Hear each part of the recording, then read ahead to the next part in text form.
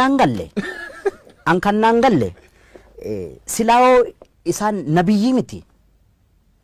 yookaan insa Iyyesuusii miti namumaa miti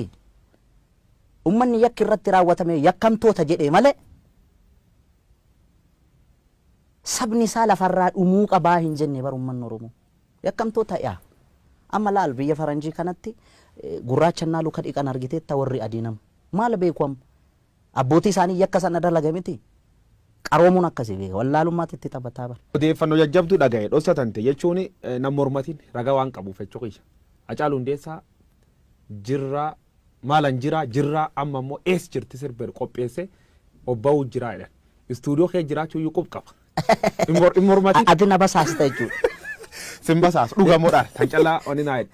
dhugamuudhaan dhuga garuu hin baane sirboota hedduu hojjechaa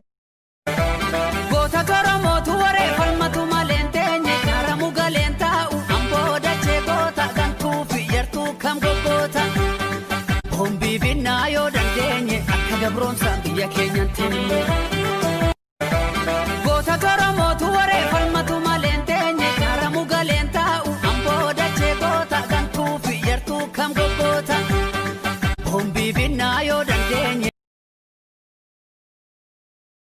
ሲሰማ ፉከራው ሽለላው የጠላቴ ወሬ